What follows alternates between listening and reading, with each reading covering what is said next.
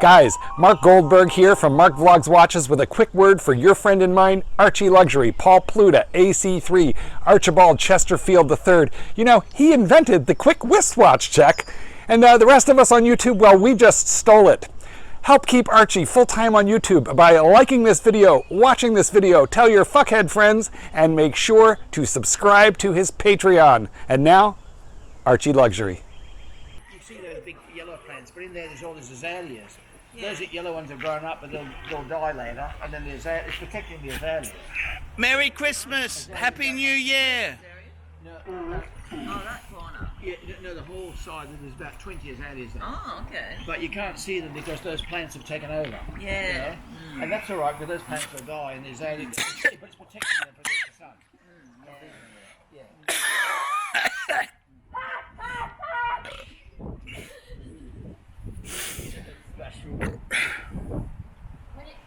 That was Galia. She made a book. Hi guys, it's Paul Pluta, the method actor who plays Archibald Chesterfield III, AC3. Today guys, I am doing a video about the exciting new Omega Speedmaster 321. Quick wristwatch check. I'm wearing a JJ Ultra Reverso Grande date. Okay guys, let's talk about this amazing news. I've got to tell you, the new year has started flat. My paid reviews, things are fucking hard. I had phone problems. I'm changing over from Apple phone to an iPhone to a fucking Google Pixel. Things are hard. Money is shit at the moment. I thought we'd have a lot of boring hoo-ha in the new year, and then Swatch Group absolutely nails it. They nails it with this new Speedmaster 321. And I gotta tell you, I think this is amazing news. It is absolutely, positively amazing.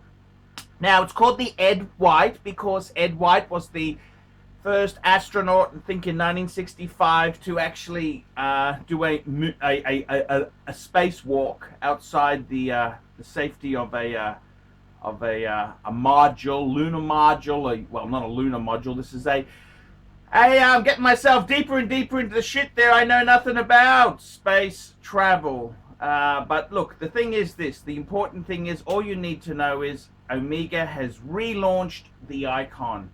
Now, I gotta tell you, it's not so much a Speedmaster Pro, Speedmaster Professional, it's actually a pre-Moonwatch. They've gone for the second incarnation of the Speedmaster. It's very interesting. So this is the pre-Moon, and this is one without the crown guards. It's slightly smaller size. It's under 40 mil. 39.7 I think to be exact, and it uses a 19 mil bracelet. And Omega's they've done a lot of very cool things with this watch here. I've got to be totally honest with you. I think Swatch Group, when you look at a company that releases a product, you've got to be completely honest and say, fuck me dead, they have nailed it. Swatch Group has nailed it. What I mean by that is, you look at Richmond with Lange. They introduced the sports Lange, and they just it's a would-be if they could be. They tried to emulate a Lange version of a Jubilee bracelet. They went for a blue dial because blue dials are hot. Sports watch, steel sports. They kind of yeah. Whereas when you look at this Omega Swatch Group, what the fuck have they done? They're very clever guys. What they've gone out, what they have done, they've gone out and said, it looks like to me they hired Houdinki to pick the essential key ingredients. They've gone for a dot over 90, the bezel. Dot over 90 was what was very famous in the collector world that makes these early Omegas very valuable.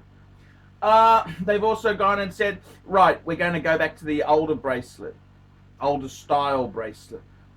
It's not actually the old bracelet, it's the older style bracelet. They've gone, okay, we're going to make it a 3-2-1. We're going to make many of the key design elements from the early watch. Now, the thing is there, I've got to be honest with you, they fucking nailed it, because for around, this watch here is about $14,000 US. In my country, I'm in Australia, it's $20,000. That's the sort of price you would pay for a reasonable vintage 321. Okay, that's I mean, obviously perfect box papers examples would go for more, but that's kind of the money. So they've kind of nailed it. They've nailed the pricing just right. They've also I've got to tell you, they've been very sensible. So what did they do? They've gone to some older key design elements. They've gone for the pre-moon watch. They have gone and they've got the 3-2-1 movement, beautifully done. Display back, which I think actually works. This all works. And they've kind of said, okay, what's the most amount of money we can get for this fucking thing? The punters want steel. Omega tested the water, obviously, with the Platinum 321, which, whilst that was a great watch, the price point, sort of, many of the Omega collectors were saying, oh, wait for it to come in, it'll come in steel. Oh, we'd love it in steel. We would love it in steel. They didn't think it would come in steel. We would love it in steel. And now that they've done it, it's a game changer. This is the most exciting thing to happen in the watch industry in many, since Basil, put it that way, since Basil.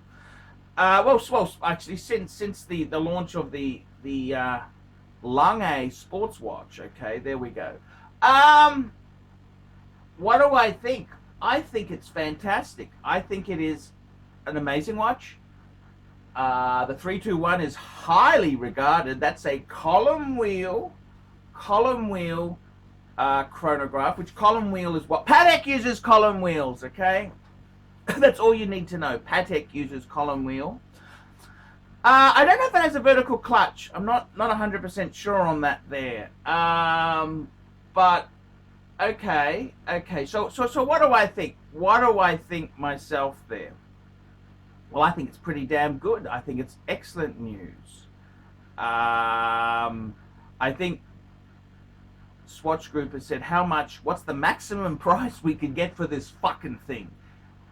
And that's what they've done. They've kind of said, okay, good second-hand 321s are selling for $14, $15. Let's just put it under there and clean up the market. And a lot of people would say, well, wouldn't you buy a vintage one instead of buying a modern one? Which is a fair criticism. However, I got to tell you this now. It's like owning a vintage car. Okay, it's like owning a vintage car. Now, I've owned a few. Well, I didn't actually own them. I've looked after a few. We had that Mercedes-Benz 1965 230 SL. Looked beautiful. I had the 5107 Patek at the time. Very hard to live with. Every time you drove it, you got to be so careful. It'll break. No ABS, no aircon. It had power steering, but it wasn't great power steering. It had disc at the front, drums at the back. You had to plan your stops, you know. Yeah. There's something about vintage. Whereas you jump in a modern SL. I jumped in a friend's SL 350. This was the guy in Melbourne who bought he had the Lamborghini, that guy there. He bought my annual, which I bought back. He had an SL 350. And it was just modern with schmicko. Safety, power. It had, okay, it may not have been as sexy. Okay, I agree. It was nowhere near as sexy as a Pagoda Mercedes. But it fucking worked. Yes. And that's the same thing with the recent Breitling. Actually, that's the other thing that was interesting. Breitling relaunched the vintagey Breitling. Yeah, that was an exciting thing. Now, the thing is, the Breitling they relaunched, it fucking works! Whereas the vintage pieces are fucking delicate. So, sometimes buying the modern has a lot of benefits. It's also got better seals, better protection, better fucking everything else. That's not to say the vintage pieces is terrible. Vintage pieces highly desired, highly, and will retain its value, but hard to live with, hard to live with. So I've got to tell you, honestly, what's my opinion on this new watch? I think Omega has nailed it. I think they've absolutely, positively nailed it. Absolutely nailed this fucker. They have nailed it. And I've got to be totally honest with you. I think it's perfect. There, I was looking at another review on YouTube. I'll put the review in the, I don't know which corner. There's a little question mark. Click on that. I'll put some other videos there. There's an Aussie guy, what's his name? Uptick Watches, I think he's called, whatever. He was saying he loves the new Omega, but he's disappointed that they didn't do the Omega Speedmaster Professional with the 321 movement. And I disagree. I disagree. I think this, it's kind of like it's a first Omega in space. I think this is the true Omega. This is it. This is exactly what I would want. If Omega Swatch Group came to me and said, Archie, tell me what we got to do, I would have said, Steele, get the first Omega in space, use that case, older bracelet style, the 3-link instead of the 5-link, and I would have said display back to show off that thing you're paying the big money for, the 321. Let people see the movement. I think they've absolutely nailed it. He said he was disappointed that they didn't do it with the Speedmaster Professional. I get it. I get it. I understand. I understand what he's saying, and I get it. I do get it, but I think this is better. I think this is the model. This is it. This is the model. So I got to be totally honest with you. I think it's fucking amazing. I think it's fucking amazing. Would I buy one? Would I buy one? Well, okay, that's a fair question. Would I buy one? No, I would not. Okay. Okay, I would not buy one, okay? The reason being, let me tell you, for 20, so that new Omega is 20,000 Australian dollars. Well, let me show you what it's just under 14 US. Let me show you what I bought for 13,500 US dollars on the secondary market. 5196 fuckers. That's what I paid, just under 14,000 for an Omega. No, this is a Patek. 5196. Now, okay, it's a different genre. That's a sports. This is a dress. But they're both legendary icons. Okay, so that's I wouldn't swap this for an Omega. I'm sorry, even with a fucking 321 movement in it. Okay, no deal, fuckers, no deal. Okay, so the next question is there, on the secondary market, for not much more money you could get one of these, an automatic Patek. Yeah, now, okay, so let's bring it back and say, well, okay, Archie, that's different genres. Dress watches are soft, sports are high. What about in sports watches? Well, let me just tell you this. A good friend of mine, he had the Vacheron, Series 2 Vacheron, on the pre-owned market. You know what he paid for that watch? He paid $14,000 or $15,000 Australian. That's about not much more than 10,000 US dollars. 10,000. So that is what I would buy on the pre-owned. I'd get a fucking VC. I'd get a Vacheron overseas chronograph with it had the date change at 12. That's the Series 2. I'd buy that.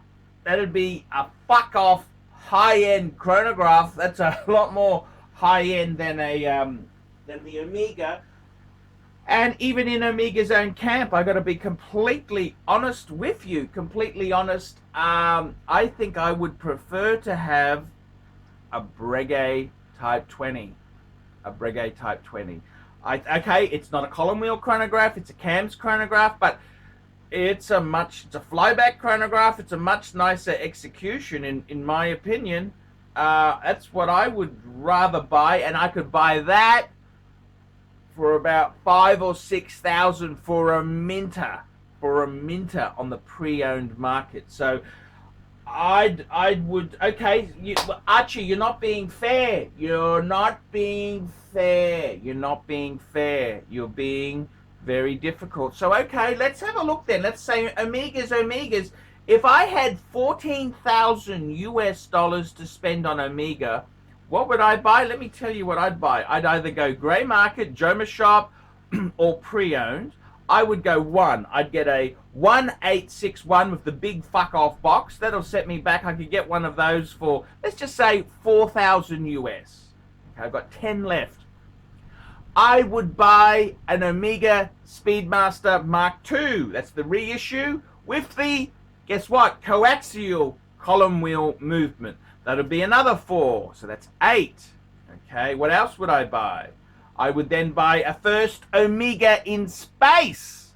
That's right. That's the smaller cased version with the 1861 movement in it. So that would be a, that's another 4,000. So we've spent 12,000 US dollars. Okay.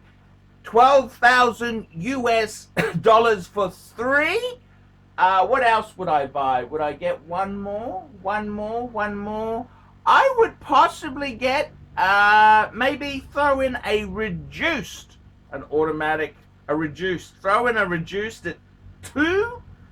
14,000 for 4 Omegas. 4 Omegas, man. That would be tugging at my heartstring. I would build a Omega collection for 14,000. You'd have 4 key Omega pieces. I think that's a better way to go, man. 4 Omegas. I mean, those. That's a beautiful Omega collection. I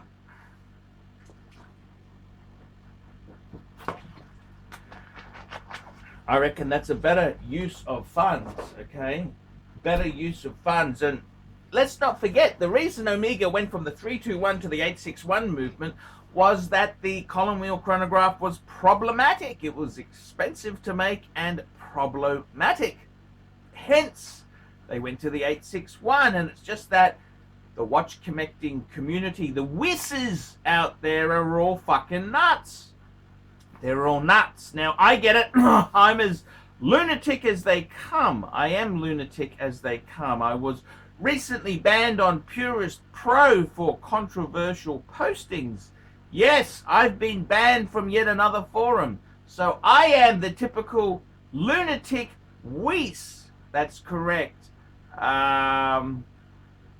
There was also an article on VinWiki where this crazy guy cannot buy Corvettes in America. The sellers are cunts and the buyers are cunts. And I'll put a link to that as well in this video here. I gotta be totally honest with you. I think this is a great Omega. I'm really proud that they've released the 321. This is a game changer. I think it's very good. It's come out. It's going to be. I'm very impressed. I mean, if someone gave me one, of course I'd love one. Would I use my own money? Probably not. Probably not. It's Patek and pussy, fuckers. Well, I'm wearing a JJ LeCoultre, but you know, I love my Pateks and pussies. Now, I gotta tell you honestly, think it's a great thing. I think they picked the right model. Personally, I think they did a great job. I'd like to see them roll it out next speed. Well, obviously, if sales are good, of course Omega will do that. They've always done that. That's the way Swatch Group operates. They're a business, fuckers. The next question is, The next question is, do I think it's going to go for a premium? What's going to happen? Well, of course it will. The most important thing is that it's not so much that this watch is a game changer. It's going to bring back interest into something that's not a fucking Rolex. Something that's not a fucking Rolex. If we can get back to non-Rolex, the Rolex has really been overdone. It's overdone, man. It's like fake tits and shave schmoo. Yeah, I get that genre, but I'd like a bit of 70s bush. I want a bit of 70s bush. And that's what this Omega does. It brings the eye off big tits and shave schmoo. It brings it onto something else. So in that regards, I'm very, very proud of what Omega's done. I think it's very important. There's a lot of great Omegas. I love Omega, and I gotta tell you, I don't know if it'll resurge Omegas, but it can't hurt because I'm fucking sick of Rolex. I'm fucking sick of Rolex. So I'm very pleased. I think it's very good for the community. It's very good. I think I don't blame them for pricing it as they have. I don't blame them. I can't fucking blame them. I can't fault them. I'd do the fucking same thing if I was Swatch Crew.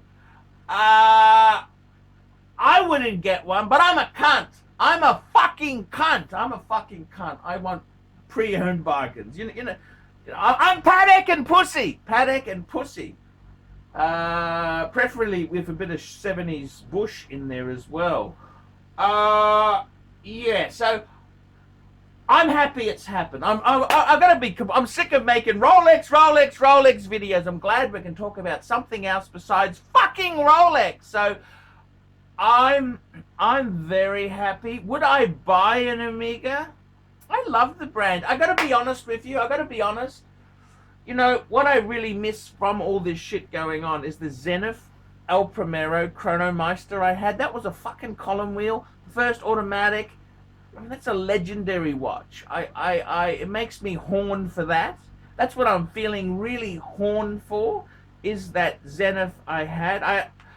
I sold it, I know. I sold it because I needed the fucking money.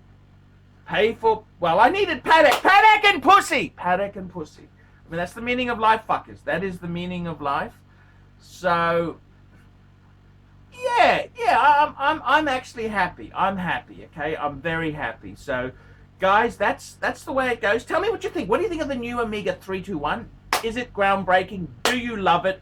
Is it every fucking thing you wanted? I'm very, very happy it's come out. I think even though it's expensive, I don't blame them. It's a game changer. Anything to get the focus off fucking Rolex. I'm fucking sick of Rolex.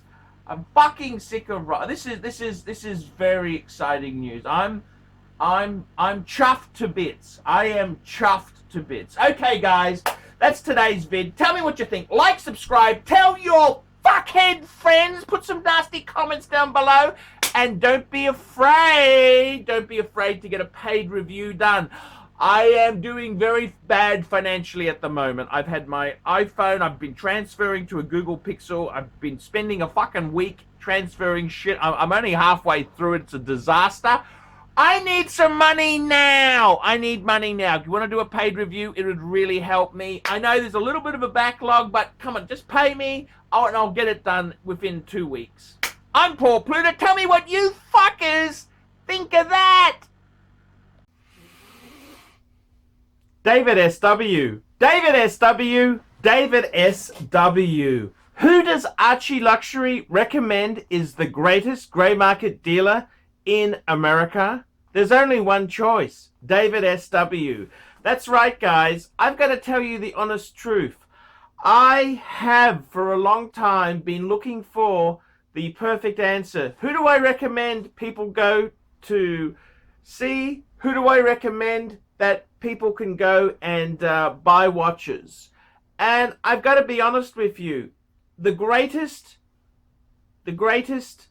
pre-owned dealer for Rolex, Patek Philippe, Audemars Piguet is David SW. David SW. David SW. DavidSW.com. That's right, guys. I have been looking for a contact who I can very nicely refer people to. I am not in the selling business. Customer service, I'm too old to sell watches. I'm too old. I like to recommend my viewers to a reliable source. In Australia, I've got some great sources. There's Sydney Watch Exchange with Cove, Ronnie at Vintage Watch Co, Shani at European Watch Gallery. And in America, who is the best source for pre-owned Rolex? For all the hot models, there's only one person I would recommend, David SW. David SW, David SW. That is the premier source for pre-owned Rolex. I gotta be completely frank and honest with you. Guys, if you are looking for a hot Rolex model, there is only one place you can go to. David SW. David SW. David SW. Let's be honest, guys. There's no point schmoozing the dealers, the ADs. They're just a waste of time. Unless you're going to buy 20 pieces, you are wasting your time. What you're better off to do is pay the market premium and go to a good pre-owned dealer. Who do I recommend? David SW. David SW. David SW. That's correct, guys. I want to tell you this now. I 100% stand behind David SW. David SW, the greatest pre-owned dealer in the entire United States of America. That's right. The greatest pre-owned dealer for Rolex, for Patek Philippe, for Audemars Piguet, David SW. He even does things like FP Journe. David SW, David SW, David SW. That's right. If you want to buy a pre-owned Rolex, a Patek Philippe, Audemars Piguet, there's only one good source I would recommend. David SW. David SW. David SW. I'm Paul Pluta, the method actor who plays Archibald Chesterfield III, and I'm proud to recommend David SW. See you later. Thank you for watching this channel.